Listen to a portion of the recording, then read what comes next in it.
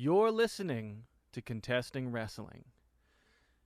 This is a podcast, now a somewhat long-running podcast, about trying to understand each other, about trying to understand what drives us. That's an extremely fancy and pretentious way of saying this is a podcast in which I, a lifelong person who's not a fan of wrestling, am trying to understand two of my oldest and closest friends who are as obsessed with wrestling as a human being could be. We're kind of winding down the series now. We're in our last sort of stretch of episodes, and we're getting at some of the deeper truths, I think, in wrestling. I think we're getting at some of the stuff that really I don't know, like the sort of undescribable, mystical, like matter that, or semi-matter down at the bottom of the void. The thisness. There we go. As some philosophers like to put it. My name is Evan Burke. I am hopefully going to be known in my life not just as somebody who doesn't like wrestling, but this is what I've put the most time into so far. So what are you going to do? I'm going to throw this to my co-host. Well, my name is Doc Diamondfire. I've been in pro wrestling for about 14 years. I've done a little bit of everything. I mostly do commentary these days. I've had a good time doing this podcast. We're not exactly winding down, but Evan is winding down, and myself and I don't view the validity of the episodes I'm not on, so I don't. Yeah, we can have a non-recorded debate about that once you're not being recorded anymore, Evan. I'll come on over. Anyway, Professor Abelson, who are you? I'm Dr. Ben Abelson, professor of philosophy at Mercy College, and I'd say maybe not quite as obsessed with wrestling as someone could possibly be, but at the, towards that limit to some degree. That's only because we've met some real out there people. I do like things other than wrestling, which is not always the case with wrestling fans, unfortunately, really. And today we are joined by a guest I'm extremely excited about. Somebody whose work has meant a lot to me for a long time. I would say one of America's most interesting religious scholars, somebody who has, in a much more direct way, actually really influenced the lives of at least two friends of mine. And that they spurred a religious conversion after reading his work.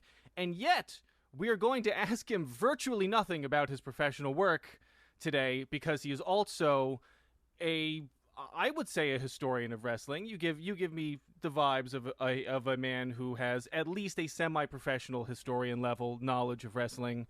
A professor at the University of Central Florida, Dr. Michael Muhammad Knight. Wow, thank you. You really put me over there. I don't know how to do that. Smart conversions with your friends. It's amazing. Oh yeah, it was interesting.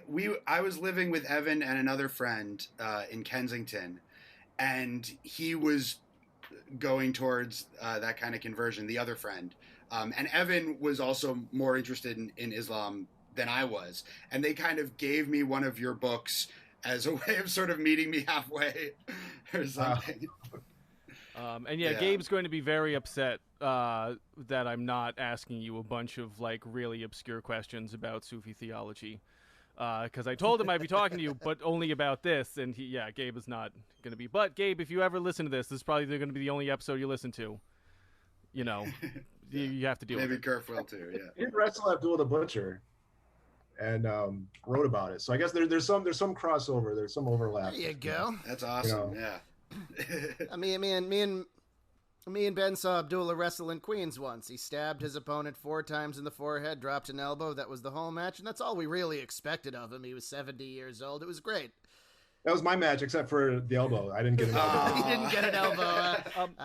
But here, let me start this off by I'll ask you the base question that I ask every guest that comes on, which is the question that for me was sort of at the heart of this podcast, which is, given all the ways that one can spend one's time, all the forms of entertainment and art that exist in the world, what is it about wrestling that draws you to it, that draws you to that choice to spend your time with wrestling and not other things? I think there's multiple answers depending on where I'm at in life, like why 9-year-old me loved wrestling. I mean, it was WrestleMania 3. Like that was just it. I'm a WrestleMania 3 kid. There's a lot of them out there.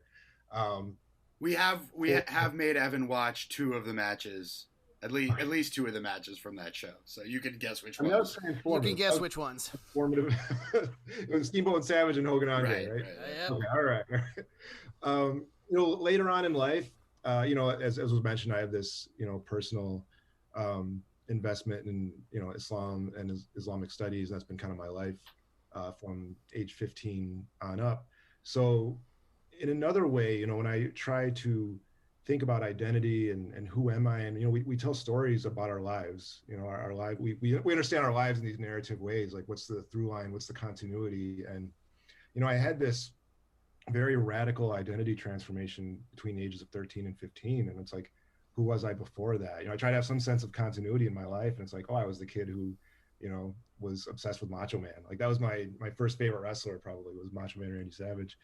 To the point that, like, even when he healed out, like I was still with him. So yeah, I think it's been there for me at multiple points in my life. And even when I'm not actually watching it, I'm still obsessed with it. So like right now, it's like I am so out of touch with so much of the current product. I mean, it's starting to get exciting for me again. I think we're coming into a renaissance of sorts, just because there's a new multiplicity of things out there. But with like WWE, it's like I'm so out of the loop with like who matters there and who's important. And I still I'm still listening to wrestling podcasts. I'm still reading about, like, I still want to like know what's happening, and I'm still like kind of obsessively fantasy booking 2000 WCW. Like I have this weird thing. I have multiple thousands of thousands of words. I have probably like a 40 to 50,000 word count of redoing the WCW WWF merger. Okay, here's my conditions. If it happened in November of 2000, because they were in talks to do it, at that time, and if you have no complexities about contracts and you just have all the toys you want to have, like this unlimited, all the cheat codes, like I have Goldberg and I have, whoever. And the same thing happens with ECW organically. When ECW dies, like they just enter into it right there. And so I have this whole big like world building exercise but I don't actually like watch WWE right now. I'm still watching a show that I hated that's 20 years old. So let me just investigate a little bit more for a moment, this like connection between, like, so do you see any kind of relation or similarity between wrestling and like religious iconography or something? Because I have always sort of seen wrestling as kind of taking the place in my mind that religion would if I were a religious person. Oh, absolutely. It's mythology, it's transcendence, it's these idealized forms of what you're supposed to be and how you interact with the world, which kind of sucks in a way, because like I feel like the moral of the story of like WWE for like the last however many decades has been that friendship is stupid. Right. Yeah. Like that's the thing. Like friendship is stupid and ambition is what matters. And like it's just Vince's psyche projecting itself outwards. Yeah. It's the U.S. Mythology of. Yeah, we recently watched, me and Ben, some SummerSlam 1990 for a premium episode of this podcast that has not been released yet. And the Hart Foundation win the tag titles with the help of the Legion of Doom, and they do a promo in the back with the 4 of them. And the story, it seems so foreign compared to modern wrestling sensibilities. The story is not, and now the Legion of Doom want a title match. It's, they still want to fight Demolition, and their friends are the champions. Good. And it's so different than the WWE now, where it's like, yeah, I can't care about the characters on screen because they don't care about each other. Yeah, wow. And there's no like sort of clear moral compass either. Not like the moral compass was like necessarily the right one or a healthy one in the 80s and 90s, but now there's none. It's just everyone kind of doing their own thing and out for themselves. Yeah, I can't get into it. Yeah, you're definitely not alone there. There's a lot of wrestling fans that either don't watch the WWE or tangentially watch the WWE just because it's the biggest. So you kind of want to know what's going on, or you get to know what's going on through auxiliary media. Like if I'm at if I'm at work and I have the opportunity, maybe I'll put Raw on in the background and it'll be on for 2 hours and I won't care about any of it. And that makes me sad. That really makes me sad because I've watched that show since I was a little kid. I know the characters, like watching a soap opera. I mean, yes, that's a comparison's been made before. It's like watching a soap opera that went off the rails a decade ago, but you just can't stop paying attention to it because the world keeps turning. When I first moved to Florida, I so I live in Orlando, so I've seen Kevin Owens in Target like 3 times. Albert A Train opened up when we were locked in a community pool. Like he was the one who worked the gate for us, and so we're like Ember Moon. I've seen in a vitamin shop. Like we have like a lot of like wrestling presence in Orlando. But when I first got here, like I started going to NXT like pretty regularly. Like whenever NXT was within a short drive, like I would go to it, and that was so much fun because it was like in high school gyms, and I wasn't regularly watching the TV product. So it was like, I'm just going to go to a wrestling show, a very small, intimate wrestling show, and just appreciate watching wrestling in front of me. And that was probably like my recent height of being a fan. I think was just like going to NXT shows and like usually not. I mean, there were a few characters that stood out, and like I knew that they were important from reading about them, but like, just really just being there for its own sake. Just here's a wrestling show, just watch wrestling and then walk away from it. It was awesome. NXT really did have that kind of community vibe to it that's, I guess, been lost since it went to USA. And I think they're intent on killing it. Yeah. Like the way recent news has been. Well, yeah, it had a good run, but it couldn't last forever. I mean, I've talked about my problems with modern NXT. I think that the brand started going downhill creatively once they started letting people stick around. One of my favorite things about it was this person would come in, become a star, win the title, and then leave.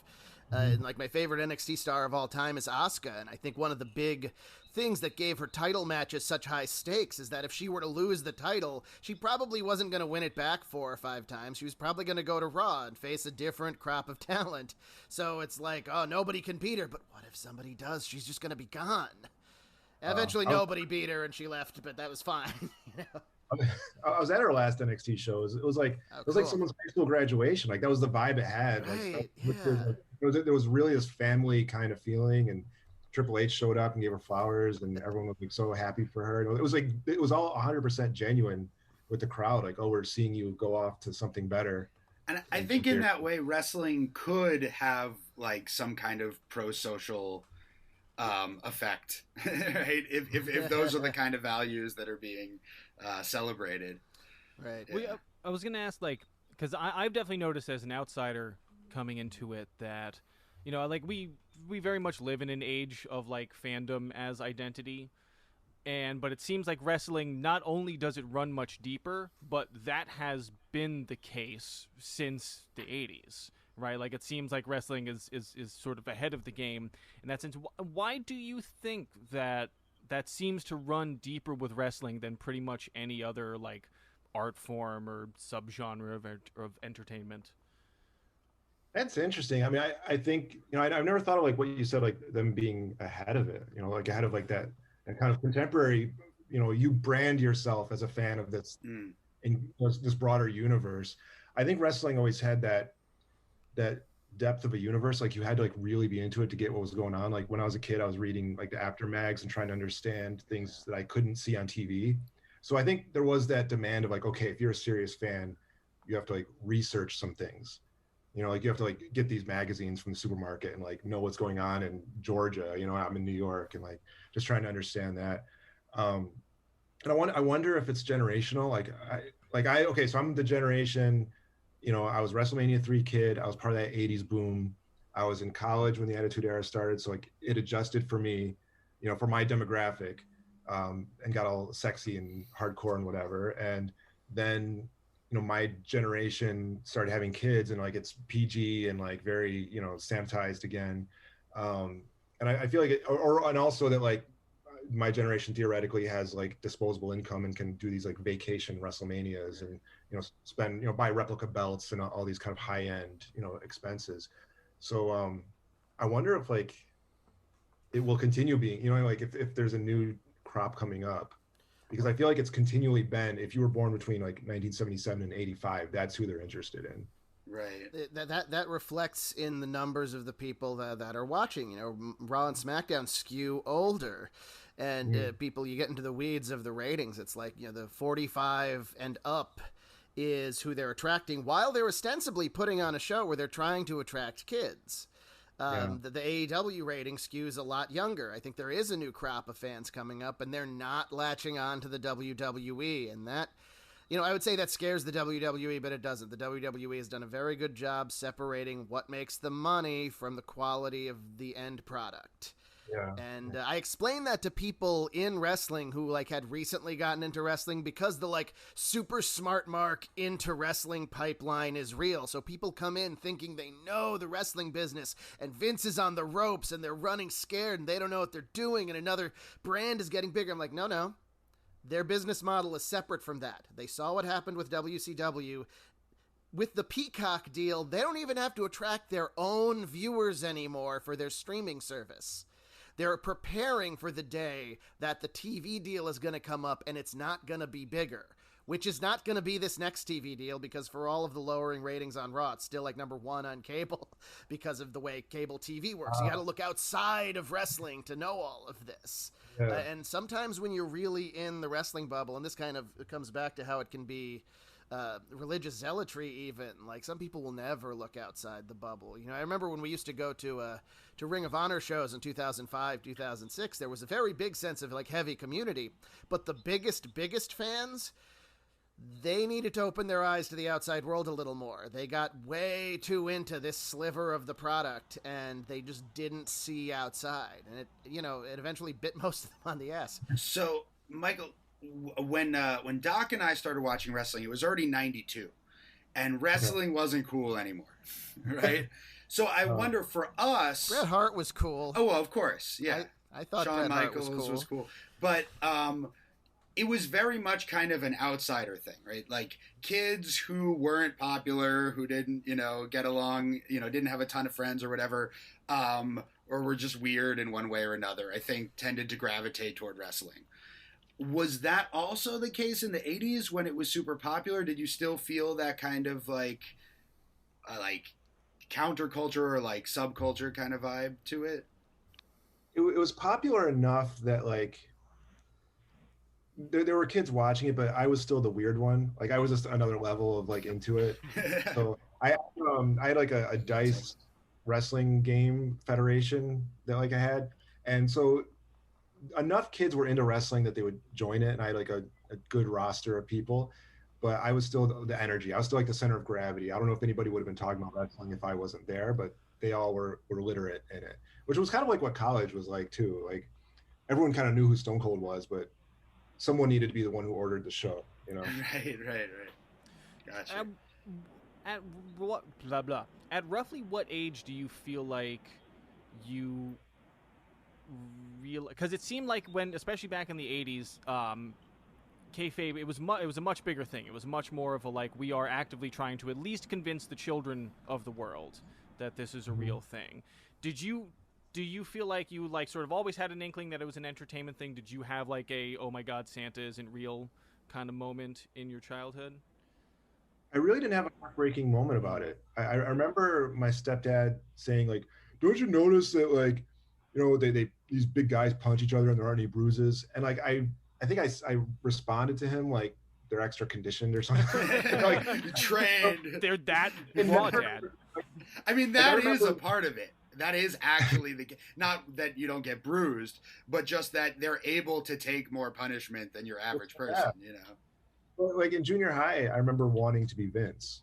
Just thinking, if you're you like writing stories and being creative and coming up with characters and stuff, that's what they do, and someone does that. And the After Mags, even though they were very, very adherent to kayfabe, they also recognized that Vince was making characters. They're like, oh, Barry Windham's coming to WWF and he's this great competitor, but Vince is going to dress him up stupid. Like that kind of, you know, they recognize that Yeah. Vince was making on a costume, even if the match was real. It Like, you was still had to, it was beyond that for me. Like as a kid, as I mentioned before, like I was raised Buddhist, but like without any conception of a deity or anything like that. And like Vince literally was the closest analog to God that I understood as a child. It's like, yeah, he controls this universe of characters. And that was also something very appealing to me. I more grew up in the experimental theater, so one of the first times I watched wrestling, the first time I saw a guy grab another guy by the wrist and pat him on the back, and the other guy was uncontrollably running, I knew what wrestling was. I never cared. On that note, wrestlers that are listening to this, put some torque on your Irish whips. The little kids can see through that. I did. So you mentioned this change from the 80s through the 90s and then into the Attitude Era when wrestling peaked again in popularity. That brings us to the first match that we watched to talk about today. From Survivor Series 1996, I was there in the Garden as Shawn Michaels defended the WWF Championship against Psycho Sid. And this is like a really crucial moment. In some ways, this is sort of like the night that began the ramp up to the Attitude Era, I feel like. yeah. In between Shawn Michaels winning the title at WrestleMania 12 and Survivor Series, Austin 316 and the NWO both happened. The audience was clearly changing, and that's like the most striking thing you see in this show. And as a kid, like I kind of picked up on it. I think I was like, I don't know, a little bit in denial maybe because I was just a huge Bret Hart and Shawn Michaels fan. And the crowd was going for Stone Cold Steve Austin and Sid, though, largely. So what are your recollections about this match, Michael? So I was also at that show. Oh, awesome. And it was a full day Greyhound ride to New York City. I grew up in the Finger Lakes area. And that is one of my favorite eras for wrestling, like kind of for what you're saying, like the mid 96, like besides, as you said, NWO and Austin, like Shawn versus Mick Foley happens, and that was an insane, like that was like another level thing for that time. Shawn versus Diesel, where like a prosthetic leg is getting used as a weapon, like things were definitely changing. So like I got back into wrestling around Survivor Series 95. I had like some years out. I had my very zealous religious conversion experience, and then that was kind of, I was having some disillusionment and estrangement. I kind of fell back into wrestling as like, okay, I want good guys and bad guys and simplistic, straightforward narrative. And I want to return to like, a different version of myself.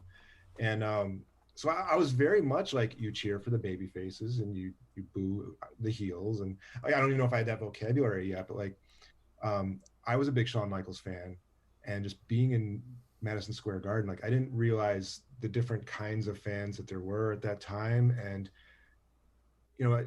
when Sid won and there was like this explosion of cheers, like I didn't get it. I was like, what is happening right now? Because like you could feel it, you could feel that energy building, that the crowd was pro Sid, but it's like I couldn't, like people are booing Shawn, like people want Shawn to lose, like that just I couldn't wrap my head around that.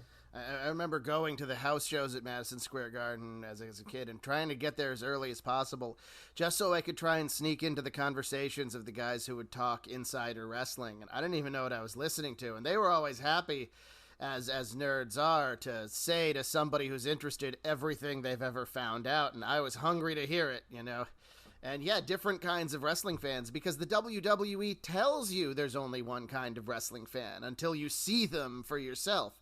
And yeah, those fans were starting to break out. One of the most iconic moments of this match for me is right at the end.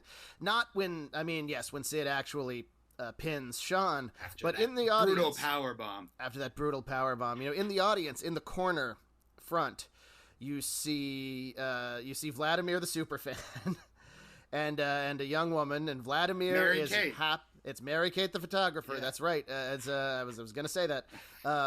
And Vladimir is more happy than he's ever been, and Mary Kate is more sad than she's ever been. At the two, she screams, no, because she realizes what's about to happen. And she seems to be the only person at the Garden with a problem with it. Because, One of way two up. No, people. me too. Yeah, also way up. Yeah. Okay, maybe I'm exaggerating a little bit, but like, yeah, Sid had arrived, and it wasn't even that like Sid was such a big star. It's that Sid had captured a certain deep rebellion in people that was about to explode. It was really it was weird like watching it back. So I've never seen the tape of it. Like today was like the first time I've ever watched it since being there, and Sid was like simultaneously the underground Smark favorite for like probably maybe the only night of his career because he was facing Sean, but also like a Vince dream. So it was like CM Punk in Batista's body or something. It was like this very weird. Because people hated Sean, or there's a backlash against Sean, and like you said, like Sid embodied something in the air. It was very strange. And his work is awesome in this match. Like his selling is great. During the point where like Sean is kind of giving him heat for a while, because they definitely worked that. Like they realized where the crowd was going, and Sid gives Sean heat for a little while too, but they kind of shared it. Sid's awesome at this. He still could move really well, and his facial expressions obviously were always really great. What do you think it was that had people turning against Sean, right? Because Sean, at least to me, I'm watching this match, and I still, I mean, I don't know, I have enjoyed Shawn Michaels probably the most of any wrestler that we have watched. I'm watching. I really wish that his physical peak happened at the same time that like mocap started to exist for video game, because I feel like Sean could have had a whole career, like, I don't know, being like a live action cartoon in movies as well, like wow, when he springs up on his head and shit like that. But I guess I don't know, like I that's really terrible work, like Sean. I'm gonna disagree pointedly with that. The still of Sean completely vertical on his head has been memed and re-memed. No. Send this to people who've never seen wrestling and ask them what's going on. I'm not saying that. I'm saying that mocap work is really thankless. Like awful work. Yes. You're just like taking bumps for hours and hours and hours. Like, yeah. Anyway. You were saying, but yeah. So what is it? Do you think? Because I mean, I'm watching this. Like, I get that Sid is. I get Sid's character, right? Like, I feel his presence. Certainly, I feel his music gets a lot less threatening when it's on for like 5 minutes. But I guess. So, what do you think it is that had people backing him and against Sean at this point?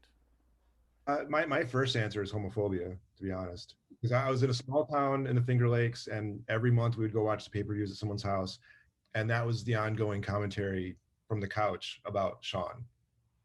Also, there was a certain kind of like, I mean, Sean started that gimmick as a heel, just getting heat for it, and then, he was supposed to be a sympathetic character, babyface character, and some of these dudes just weren't ready for that.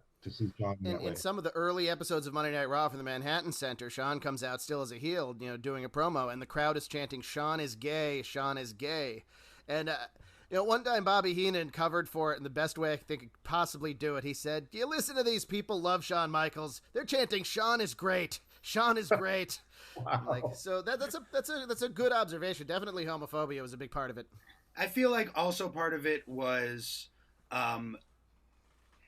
whereas like Hogan had kind of an edge to him, I guess Sean did too, but the whole like boyhood dream storyline was very just like fluffy and it's kind of weird like the past like 20 years to be thinking about it like this, but the better worker and the person who should be like the underground favorite is like the one that Vince is shoving down people's throats, like that, and like the big super, jacked up bodybuilder guy is like the Smarks choice. That is weird. It's like the cruiserweight that is getting pushed. Like it's pretty wild. Definitely. Sid stoked better imagination at the time. Like Ben was saying, the boyhood dream gimmick wasn't that good. Like, it was the night Sean won the title, but like once the boyhood dream has been fulfilled, the movie's over. Yeah. And I'm sorry, but Jose Lothario was not a very exciting character for him to have along with him, and everyone popped when he got hit with that camera. That was a learning moment for me. It was like, wait, people like that? Like, oh my god. Right. Yeah. What's this is a minor question. What's up with he's deadly when he's vertical thing, because that seems to be like that they repeat that like multiple times, and I'm like, that's a weird thing to focus on. With, I guess if somebody's good at fighting, you would presume that most of the time they're standing, right? Like I don't know, maybe I don't know enough about in combat wrestling, sports. a major strategy if you're fighting somebody much taller than you is you get them on the mat, and then they're not taller than you anymore. And I think he was trying to say, that's a very good question. I think Jim Ross was trying to sell, like, well, if they're both standing, Sid'll punch Sean out, but if they're on the mat, Sean's a better wrestler and can maybe tie up his legs like he does at some point. Yeah, Sid doesn't grapple very well. Oh, he does pull out the $1 Million Dream at one point. That's true. That was weird. That was a weird moment. Well, it was also sort of weird. I think it was really unexpected that Sid would win the title because he had been kind of mired in the $1 Million Corporation for so long, who were all kind of like B or C string villains. Yeah. Sid being so over was not exclusive to this night. If you go back and you watch like the In Your House, I think previous to this one, or maybe the one before that, he faces Davey Boy Smith.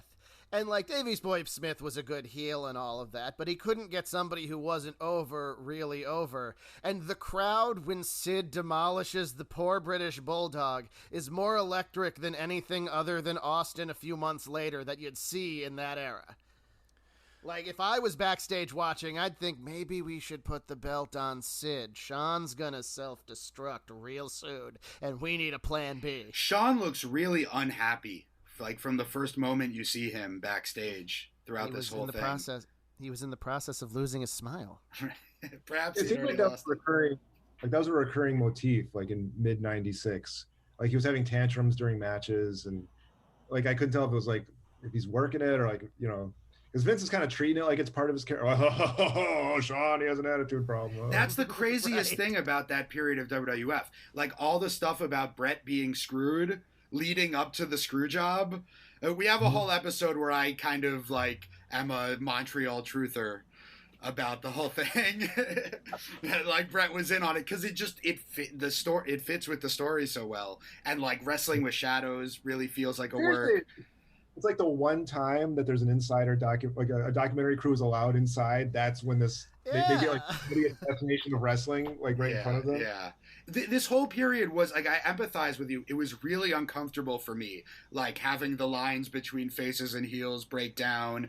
And by the time it got to Montreal, I stopped watching. I was also starting high school, and like I missed like the peak of the Attitude Era. Like I knew it was going on, but I wasn't. I started watching again more in like 2002 when wrestling came back.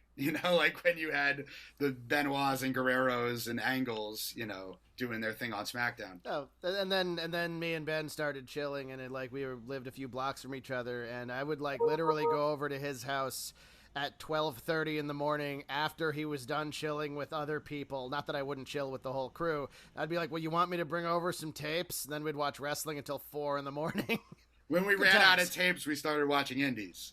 That was that was a couple of years later. We were like, well, we watched the entire WWF catalog.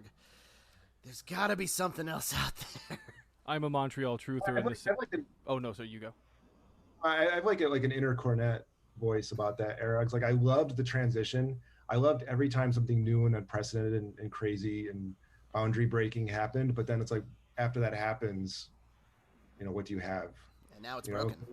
That 96, 97, 98 was like so amazing.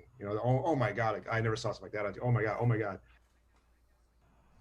First, I just want to say I'm a Montreal truther in the sense that I too doubt the existence of Montreal. I've never seen any evidence for it. I don't know what people are talking about. A place over here where you speak French, it's crazy. But the real question, so what do you think, because you were talking about how, we're sort of in this renaissance now, kind of, but it feels like that mid-90s era for you, Michael, was still like, it was still so exciting. What do you think, what do you think, this is probably a big question, what do you feel like has been gained and lost in that time? Like what is, if anything, as exciting as then, and what is less exciting now for you? So since then, I think the most into wrestling I was like in the 20 years. I mean, I stopped watching when Owen died, and then, but that didn't last. Then I stopped watching after the Benoit stuff, and kind of got back into it eventually. Well, I think it was CM Punk's heel run, his 2012 to 13 heel run. That was so golden for me. I was in the middle of grad school, and just this like baggy-eyed, bitter, overworked, but still just an ass, and the fact that they made the straight edge guy a heel. I never thought they'd do it. But that's how I really like that character. Just resonated so much with me. And then when he left, I fell out again. And then I feel like just the energy around his return and this perfect storm of like him coming back and like AEW picking up people and there being an alternative, like just the energy that like honestly Nitro created, like you have choices and you never know what's going to happen because people are going to go back and forth and there's not just one voice that creates everything. And so I mean, I actually got into the main event of I was watching the main event of SummerSlam this year because of CM Punk being in AEW. Like a rising tide breaks all the ships up, gotcha. So like, I think we just need that energy of like, oh my God, who's going to be on this show? He was on that show last week and now he's going to be on this show. Like that kind of unpredictability, like that'll be. So like as a society, at least like some of us, we've kind of like maybe finally are starting to get past the like 90s edginess where the cool thing is just to like be as offensive as possible and just do things that shock people and whatever. But it feels like a lot of what made wrestling popular in that time was they were doing that. And like, do you think that wrestling can be just as exciting and for people at large now that it's perhaps a more mature kind of wrestling? I think so, because I mean, what I'm sentimental about with the Attitude Era wasn't, bra and panty matches. That's not what I'm looking forward to watch again after 20 years. So it's the connection to the characters and it's the drama around the characters and I can't help but mentioning, so we've covered a few of the matches from Survivor Series 96 over the course of the podcast. It was the debut of the Nation of Domination.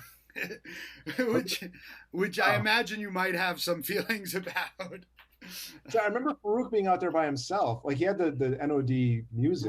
Right. He had PG-13 and a couple of other like guys. Clarence Mason, I think. Yeah. I like clandestine Muslim gimmicks. Like when people don't know that it's like if you hear like Pritchard talk about Farouk, it's like, I don't know what that name was. Like it's Farouk. That was like the nickname of the second caliph of the early Muslim community, and like not getting that the Nation of Domination's kind of an Islamic gimmick, or that Sabu's doing the Shahada into the sky, all that stuff. Like I like secret, like, oh, I get that. I'm an insider. There's certainly an appeal in hidden messages in the open, if I can make it more general. I get that reference, right? Stuff like that. So yeah, I thought that was cool too. I think that's one of the annoying things about culture in general is that everything is really obvious and like on the nose these days. Yeah, well, if it's not, then it gets severely misinterpreted in every possible direction, and it's bad for storytelling in general that we demand as a society everything to be so blatant. And I don't think it will last. I think it's just a cycle of culture, and I think it's going to continue to go on. If I ever say something like everything is bad these days, like slap me. It's in motion. It always has been in motion. It always will be in motion. And if you don't like what's going on, the next place is coming up. Can I correct myself if like there's one like Islamic studies nerd listening to this? Sure. I get that Farouk wasn't Omar's name. It was a nickname, was an honorific. I wasn't calling him that. We were going to get a lot of emails, so I'm glad you got out ahead of that. Alerts. I mean, if Gabe or Curve did listen, I don't know. Yeah, I'm just going to get angry texts from Gabe. Friends. Exactly. Yeah. Okay, so we yeah, Sid literally gives Sean the last rites and wins the title. Oh yeah. And he does that sign a few times to the point where Jim Ross is complaining about it. Like, just pin him. Like, yeah. And that's, eventually he did. So Evan was not going to get out of this podcast without watching some latter day WCW. This is not the first multi-tiered cage match that we No, watched. it where I'm wasn't. concerned about Michael the people actually- on top of the yeah. cage. Like, Yes. This was, I guess, kind of a better construction than the Doomsday Cage was. The cage was actually made for the film Ready to Rumble. And for those who haven't seen it, it's like a regular cage, and then like a smaller cage on top of that, and then like a really little cage on top of that. And yeah, it's like a wedding cake filled with guys. basically. So this is from the September 4th, 2000 episode of Monday Nitro, when Vince Russo was in charge. And Vince Russo... You don't say. Vince Russo was in charge. I watched this whole episode because you said you did, and Yeah, he's I on watched the whole every episode. segment. Just take... The episode was only 2 hours by now. I didn't realize that they had reduced Nitro by then, because I wasn't watching at this point. This is the first time I've seen this. But yeah, I guess because it was declining ratings or whatever by then. But before over-explaining everything, Evan, what are your surface impressions of all of this? Look, maybe I'm on some noob shit here, but like I'm just trying to imagine a situation. All right, Doc, you're a wrestler, right? You're working at a promotion. Indeed. Booker comes back to you. He's like, I got an idea for your character. I know what you're going to be. And you're like, all right, sounds good. What are we doing? Am I a lion tamer? Am I like a military guy? Like, what am I doing? The guy's like, you're going to be a hockey guy. And it's just so that hockey guy was the Booker. Oh, okay. Well, yeah. all right. He's just wearing a hockey What? jersey because it's maybe like a rival town's hockey team or something. I think he was doing a New York thing, so it's like Right. He's wearing a Devil's. Well, that's the thing, and I got from his demeanor and everything that he's being like, oh, I'm like an annoying New York guy. But as a guy who has lived in New York City my entire life and known 1 million fucking aggravating Italian New York guys, I don't know. Hockey's not what I think of. Right? I think it was That's actually a not what- Devils jersey, right? Yeah. Also, I it's think the it was a Jersey Devils team. jersey. Yes, a I don't jersey. know. Hockey was a lot bigger 20 years ago. I guess, yeah. I know mean, it's a it weird thing was. to get hung up on here, but I just was very it just feels like of all of the panoply of possibilities to be like, oh, I'm gonna be the guy from America's 6th most popular sport. He was just like, I'm gonna wear an opposing jersey, and they're not gonna like it. No, I Vince guess Russo Evan was confused because it had his name on the back of the jersey. Yeah. Which was just him being narcissistic or whatever. But here's my real shocker though, was that Yeah. right up top, he's like, oh, we're gonna have a baby faces versus heels match. And I was like, isn't this a sin? Have I learned nothing about wrestling? Like, what's going on? Yes, it had is. this, like, WCW, like, there was this deconstructionist, like, just try to, like, use insidery. Oh, this is a shoot. Oh, is it on the script? Oh, is this, like, it was so heavy-handed. It was way on the nose, really overdone. And it was, I think, just Montreal a couple of years before that created so much buzz and so much energy. And there was so much like, oh, we're breaking down these doors and these boundaries and everything. It's like, let's just continually talk about how we're doing that. Well, let me give a brief, if I can, history of Vince Russo for Evan's benefit. Vince Russo had a radio show talking about wrestling in the early '90s out of Long Island, I believe. He's such a Long Island DJ of a guy. He's such a Long Island DJ, exactly. And he would basically read, Dave Meltzer's Wrestling Observer newsletter and then critique what he read and take calls. And eventually, he got a job working for the WWE in creative, not writing television yet, but they put him in charge of writing the magazine. And the magazine, when he was in charge of it in the mid-90s, was awesome. I read it every month. Thought it was great. Whenever I happen across a copy of one, I still take a look at it. But he thought that every fan of wrestling was as insider as he was in 1995. He started writing for the WWF, and he became the head writer for them for a couple of years, the peak of the Attitude Era. But the thing is, he would write a bunch of stuff, and then Vince would edit it. It would be like, most of this nobody would get. This is in tune with the culture. Eventually, he left the WWF, joined WCW, and that's when the problems you described started. He's like, the fans know all of this, so let's just act like they do, which might be valid today after 25 years of heavy internet use, but at the time, maybe 5% of the fans were on the internet. and reading about wrestling, and most of them didn't know anything. So he made a lot of references that just went right over the audience's head. And he never, to this day, he doesn't get it. He doesn't understand why it didn't work. Okay, that's a brief history of Vince Russo. And correct me if I'm wrong here, but like, okay, so there was a very minute, small percentage of people who would have appreciated that insidery stuff. Yes. I was more leaning towards WWF and like ECW and Northeast fan. Like, right. What the impression I had as a WWF kid engaging WCW was that it was the more Southern, the more markish, the more like good guys and bad guys, and like the smarter show was WWF, and like Northeastern fans were just like, that was like the stereotype in my mind. So it's like Russo goes to WCW and has no filter of like how Northeast insider he's gonna be, like with exactly the wrong audience. Yeah, that's and, wow. The thing that he missed is that the smart mark audience didn't want a show that acknowledged everything behind the curtain. They wanted a better produced show that was pro wrestling, so them, with their extra knowledge, could still maybe suspend their disbelief for a minute and enjoy the show. Which is not happening when you're coming out there. It's like, the good guys, or as we called them, the baby faces.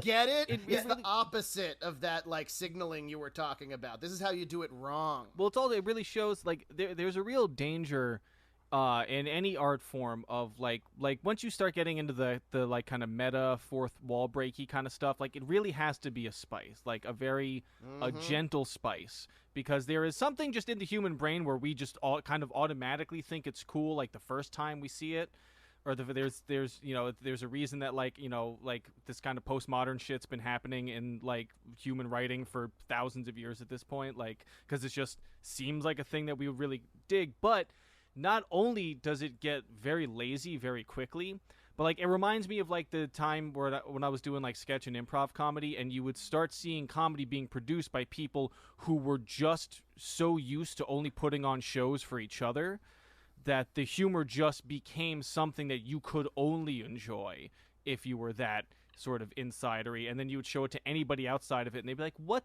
am I supposed to enjoy about this? Yeah.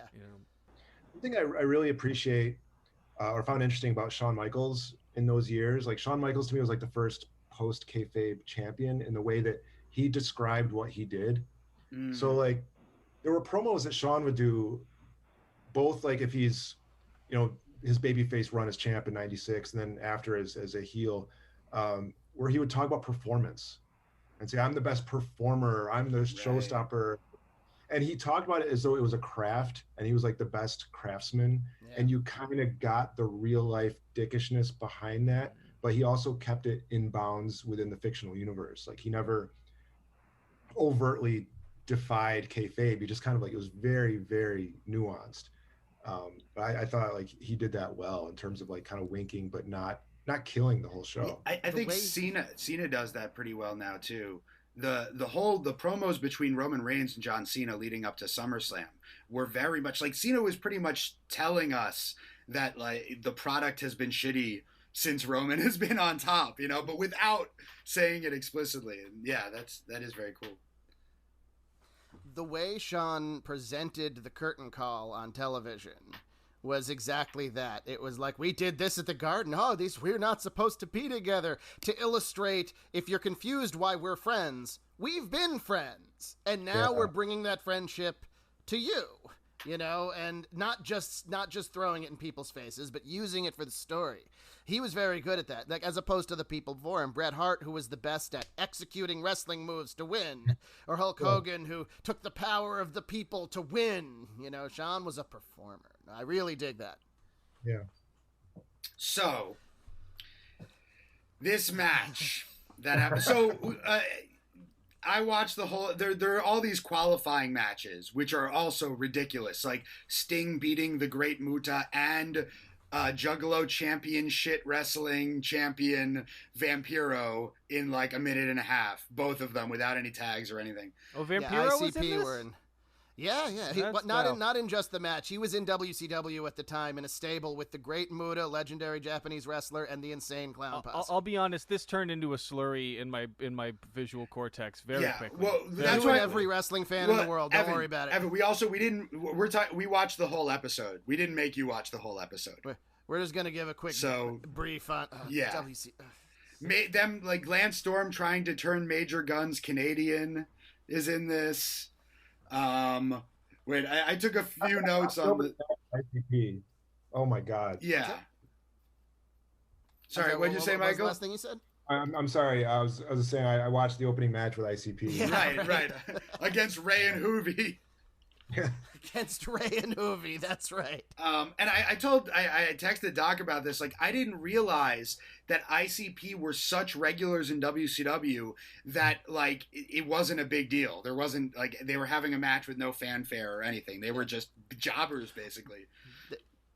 I would imagine they eventually got out of it because they just like human life is too important to the members of ICP for them to stay in the wrestling industry, right? Because that's, I mean, I don't know.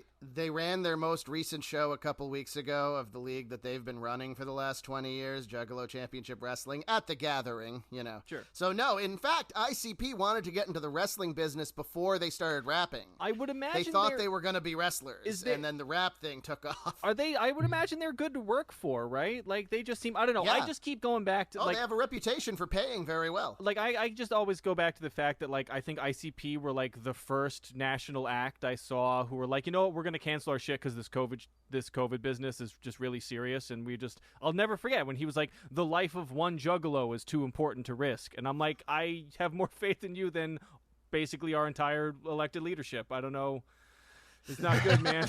It's like... Yeah. Anyway, yeah. So there's all these qualifying matches, and like they're ridiculous. I wish I could just straight up tell you what the teams are in this match, even though there's a singular winner.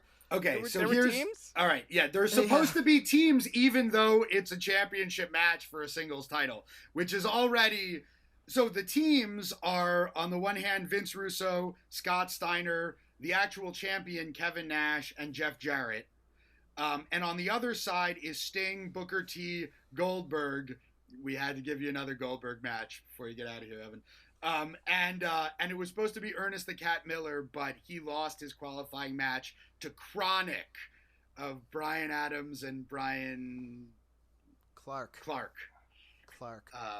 And that explains something for me because I didn't understand why Chronic seemed to come out there together and like the Cat just like shows up in the middle. So I appreciate that. Yeah. And in the promo earlier, in Russo's promo earlier, he was like, yeah, and you know, my team is going to make sure that I win the title. And Kevin Nash comes out and he's like, that's not going to happen. Like, I'm the champion. I want to keep my championship. I'm not helping you. So it's one of these fucking things where the swerve is the only thing that kind of makes the whole thing make sense, except then it's like, why did they do it? I you know what? It did yield one of my favorite out of context wrestling announcer lines ever. Wait a minute. Yeah. They hugged each other. All right, so Michael, you brought this match to our attention as though it's a glaring neon sign. But what are your thoughts on this? What did we do to you to to spurn this?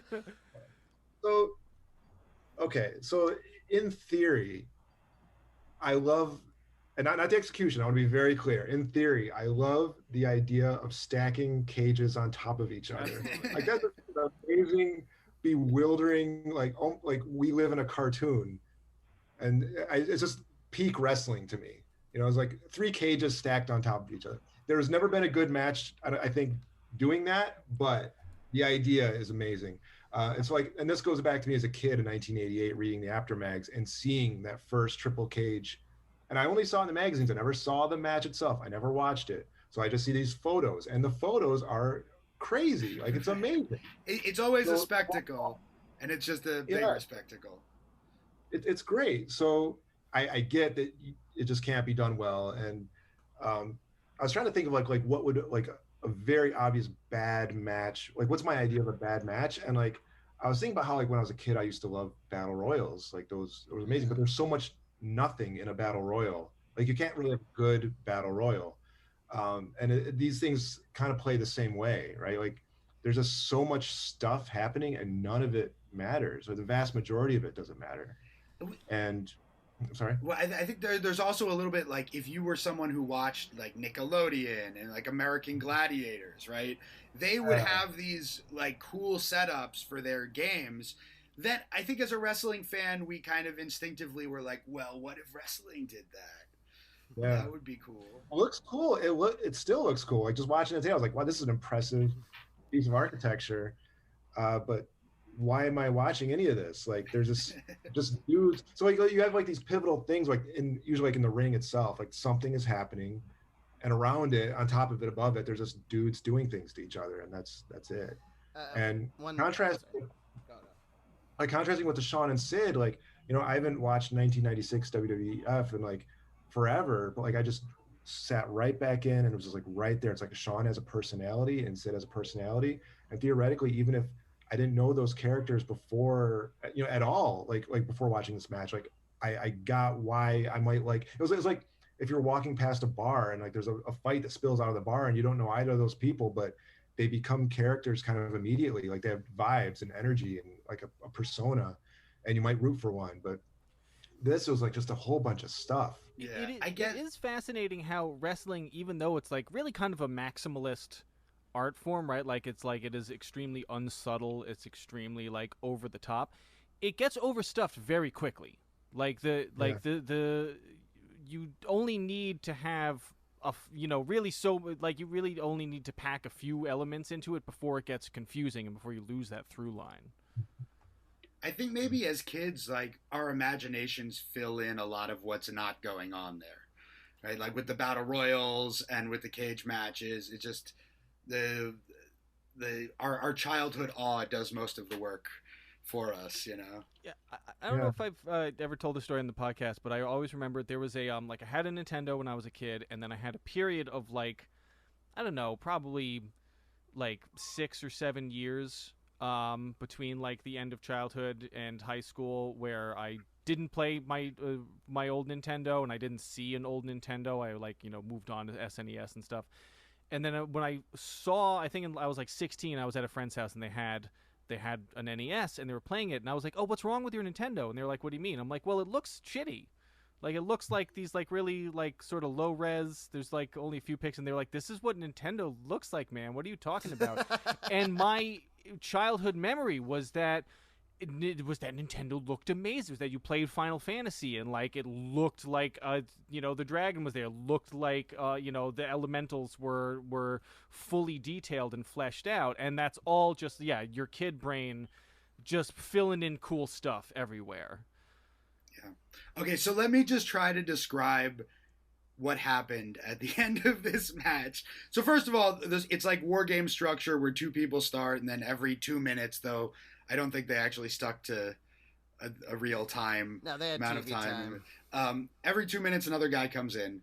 So Goldberg's the last guy in. He gets handcuffed. Nash is waiting at the door with a bat. So in order to win the match, you had to climb to the top cage, on top of that cage, and grab the belt, and then make your way all the way down without someone taking it from you. So Can we pause at this moment? Yes. Like, so Shivani calls out that Nash is playing it smart, but like smart in wrestling is always like not really that smart, because it's like, it's like when commentators act like Michael Cole's like the numbers game. Oh my God, the numbers game. 3 guys have advantage over 1 guy. It's brilliant. It's a master strategy. Like, why would anyone climb to the top of the cage? Right. Because they're dumb baby faces and they have to do it the right way. Or once again, or it's kind of operating on like a video game logic, right? Where a kid's watching it and they're just like, well, he got to the top, so he won, right? That's clearly the goal. Even if at no point they tell you that. Maybe that's sort of the vibe. Certainly, some of the people in the audience thought Booker T won when he grabbed the belt. But he didn't. No. Nope. So there's so many great little moments like that in this match that are just like, what? Yeah, I can't even remember who they were. One guy throws another guy into the side of the cage, which waves forward and back, just swings back and forth because the sides were not attached to each other. And one of the commentators exclaims, "The unforgiving steel cage." I'm like, I'm watching the cage be as forgiving as a pillow right now. Come on. Say say anything else. Yeah, I was You really know? worried that the floor of the second cage was going to cave in. That didn't look stable at all. I was counting, like, oh, both guys in Chronic are about 300 pounds, and Steiner's about 300 pounds. Oh, I hope that holds 1,000 pounds. Like, so Booker's coming down with the belt, and it turns out Sting has also been handcuffed, though we didn't see that on screen. Poor Sting. Poor Sting. Scott Steiner attacks Booker and gets the belt from him. Jeff Jarrett hits Booker with a guitar. Then Steiner drops the belt to Russo. But the Cat is here, who kicks Russo in the head. Nash jackknifes the Cat, I guess. I don't know. Goldberg breaks his handcuff, takes out everyone, and gets the belt. Is about to get out, and the door of the cage is slammed on his head by fucking Bret Hart, who we only see for 1 second. Was this after Goldberg had ended his career? Like, had given him the kick that concussed him and ended his career? I forgot to look it up. No. That's a good question. So my fantasy booking of WCW starts in November. I don't know anything before that. Bret Hart's gone. Okay. November, like it's very close if it didn't already happen. Got you. Yeah. And yeah, for some fucking reason. Anyway, Jarrett gives the belt to Russo. Nash stops him, but then fucking hugs him, and walks out with the belt. They all count to 3 and step out together with Nash holding the belt. They hug. They're hugging. And yeah, like you said, the swerve is that the team was working together. Right. The swerve was that this was the only time that the WCW World title didn't change hands under Russo. The WCW title changed hands over 20 times in the year 2000. And yeah, and so why did any of this happen? Why did Russo set up this match to begin with? Like, what was it supposed to build to? What was? It's on free TV. It's supposed to sell something at some point. Like, they were just trying to pop the ratings, and it wasn't working, because that's not how you actually build a rating. People didn't, tune into Raw by the millions and millions because one week something happened. They tuned into Raw by the millions and millions because they built Stone Cold, and they built The Rock, and they built The Undertaker, and they built Mick Foley, and you wanted to see the interactions and escalations between these characters, regardless of the quality of their matches, which sometimes were great and sometimes weren't so great. No, you wanted to see the story, and there wasn't really a story here that you could keep the thread for. It was a bunch. It's like a child trying to tell a complicated story without knowing how you can't put holes in it. Now, when you watch matches like this, this kind of just a mess or whatever, do you find that like there's a nostalgia factor that sort of softens it for you, and you're like, it's no good, but I still sort of love wrestling? Or do you find like yourself more frustrated with it as an older and wiser fan than you were when it came on? I think I actually have more affection for turn of the century WCW now than I did then, because like I was very much team WWF. Like it was really polarizing for some people. Like I was very much like a WWF is it, WCW sucks. I couldn't even appreciate like the fact that like at the time WCW had the better undercard, that when they had like Benoit and Guerrero and those guys. I couldn't even get into it because it was like WCW is just so hokey and stupid, at the top with like Hogan and Savage and all the stuff they were doing. But now it's like looking back on it, like it does take me back to a time. It's almost like if you hear a song that you hated when it was on the radio every 15 minutes, like back then, okay, 20 years ago, this song just would not go away. And I hated it. It was everything I hate about music. And then now you hear it and it's like, you're just taken back to that time anyway. That's kind of my relationship to WCW. Yeah, I don't know. I enjoyed the hell out of watching this episode of Nitro. But yeah, I guess when you're watching week to week and you're like making time to, especially if you're younger and you have other things to do, not like in the middle of a pandemic when or when you want an excuse not to do work or whatever. Now it's like, oh yeah, this is fun. Yeah, I don't know. Something about the absurdity is enjoyable in retrospect, though I think it was very frustrating for fans when they were watching at the time. Well, I watch World Wrestling now much more through the lens of like a historian. So I definitely enjoy it a lot more because I know what happened. And I enjoy watching the WCW's descent into madness because I know where it's going. I know that when I'm watching it, that's what I've decided to watch that day. And in contrast, sometimes when I watch like Attitude Era Raw, which I absolutely loved at the time, I cringe a bit, and I don't take it so far as to say, oh, we were wrong to like it. No, it reflected the culture of 1999 perfectly. But it's 2021 now, and I'm a lot older. So, yeah, that's my take on it. Evan, I definitely enjoy it more now, and there's definitely a nostalgia thing for it. But a lot of it is just the context in which I choose to watch it. Right. I think there probably is also, as like a wrestling historian, especially for me, since I didn't watch it as it happened, like there's something that my brain enjoys about just filling in the gaps in my knowledge. Oh, you got to do a late WCW watch, dude. Just like, either showing up of Hall or Bash at the Beach through. And you'll enjoy it, Ben.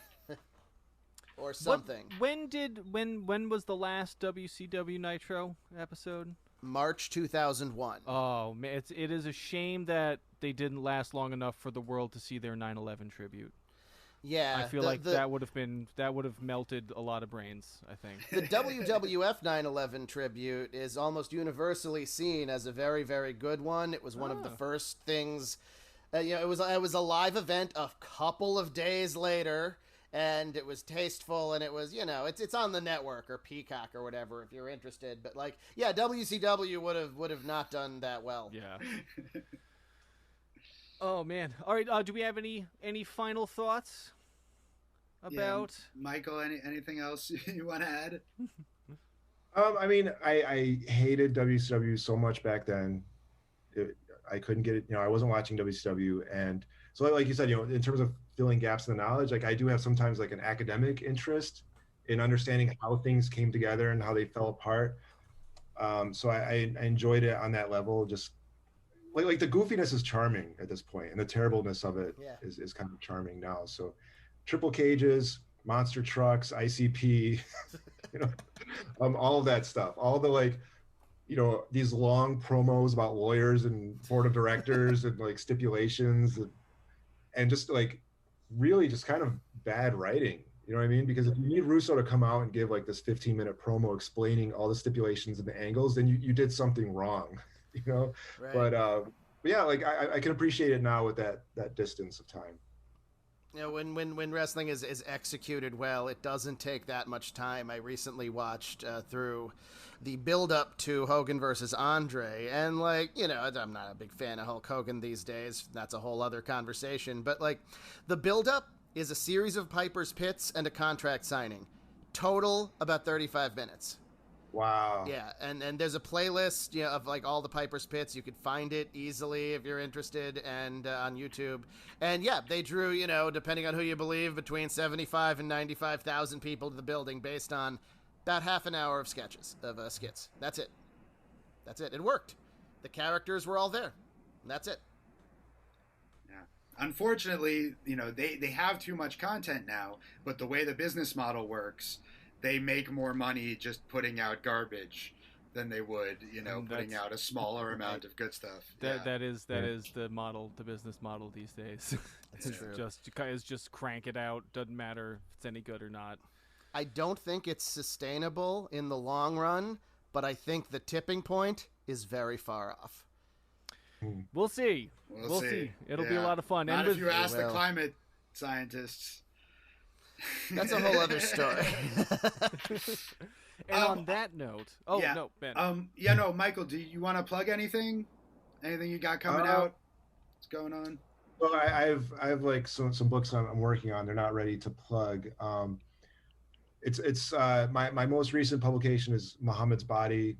which is like it was my dissertation. So it's very in the weeds of Islamic studies. I do have another book about Muhammad though called Muhammad 40 Introductions, and that's what I assigned to my undergrads. Like it's a much more accessible, kind of like in real life introduction to Muhammad, and it's kind of a general introduction to Islam overall because of how pivotal he is. So yeah, if there's the wrestling podcast Islamic Studies crossover, that's my niche. That's what I'm looking for. I'll tell the audience I really enjoyed reading Journey to the End of Islam. Yeah, which had some sort of like pop culture references in there, which I found accessible. Oh, so I just realized I do have more wrestling adjacent things to plug. So I do have a memoir of growing up as a wrestling fan, Impossible Man. Great. So that's like cannot recommend it enough to people. So wrestling's a big part of that. And then it's not the center of my book, Tripping with Allah, which is more about like being a Muslim and drinking ayahuasca, but that is the time period where I wrestle Abdullah the Butcher. So great. that whole account is, how I ended up with 46 stitches at the end, and it's all in there. You didn't wrestle Abdullah on ayahuasca. No. That is a story. That would be a book. But if you're an Abdullah the Butcher completist and you just have to have all the material on Abdullah the Butcher. Is there footage of this match by any chance? You know what there is, but I've never seen it, and I don't think it'll ever see the light of day. So there was a production company that wanted to do an adaptation of one of my books called Blue Eyed Devil. And so they were going to follow me around. And when they found out I was wrestling Abdullah the Butcher, they're like, we don't know what we're doing with this, but we just have to have it. And so then they one of their guys showed up, filmed the thing, and then he had a falling out with the other people in the company. The company kind of disintegrated, and it's in a box somewhere that he can't access. The person who actually shot it can't access because of whoever owns the thing, technically. So it's in a vault somewhere. I don't know if it's worth seeing. Like, I'm not a worker. Like, I can just sell and bleed. Like, and that's really all you need for Abdullah. But yeah, it was a short match. He never got in the ring. Basically, like I was in the ring first. I fed him a kick so that he would pull me out, and I'm flipping and flailing. He's got me by the leg. He's like, slow down. Like he was of advanced age at that point. And so I spilled out of the ring, and he put me through a table and hit me with a couple things, and I bled a lot, and eventually put me in a choke and said, stay down. I stayed down, and he walked away and signed autographs covered in my blood. So that was about it. Pretty awesome. That sounds great. Yeah. But before we completely wrap up, and then I want to add my thanks to everyone else's. Thank you very much for coming on. It was a great conversation. We like to kind of expand the notion of people who are wrestling fans. It's not just the people you may see on Twitter every day. But I'd like to selfishly plug our Patreon. Before that, real quick. So Evan, when he brought this idea for the podcast to me and Doc, one of the first things that came to mind was, maybe eventually we can try to get Michael Muhammad Knight on. That was actually a discussion we had in like 2019, yeah. And so I feel like we've really come to a kind of destination that you've been on here. So I'm extremely grateful. I should let you know, I had told Ben, hey, the next episode has to be my last episode. And he was like, well, we're actually going to get Michael Muhammad Knight on. I was like, all right, this is going to be my second to last episode. Thank you so much. That's awesome. But yeah, I would like to selfishly plug our Patreon. We're not ceasing the podcast. We're transforming it a little bit. Once Evan has done his duty, he has watched a bunch of wrestling on our Patreon. Like hundreds of hours. I'm confident in saying that I don't think anybody on the planet Earth has made as much of an effort to get into wrestling, and it still didn't really work as I did. So. Well, we have 90 episodes or so up, many of them with Evan, many of the more recent ones without. Some of it is just me and Ben going on about stuff we like and don't like. We have a variety of other co-hosts and guests on there. Patreon.com/contestingwrestling, $5 a month. You get an extra episode about every week. I've been cranking them out because I edit these. I've been cranking them out about every 8 or 9 days at this point, just time permitting. And if you like the show, consider patronizing us. Patroning us. Patreoning. Give us a couple of bucks and we'll give you a bunch more content. Okay, I got my plugs out of the way. Thank you so much, Michael, for coming on. Evan, do you want to play us out with the band? Sure. Yeah, endless thanks to Professor Knight, whose work I cannot recommend enough. Even if you are not, honestly, even if you're not generally interested in religious studies, I just find his work extremely accessible, extremely very entertaining writer. Yeah, for sure. Yeah, Contesting Wrestling fans, next episode is going to be my last one, so I'll save all of the really emotional stuff for then, but let's just say it's been a wonderful journey. As always, this has been Contesting Wrestling. We love you.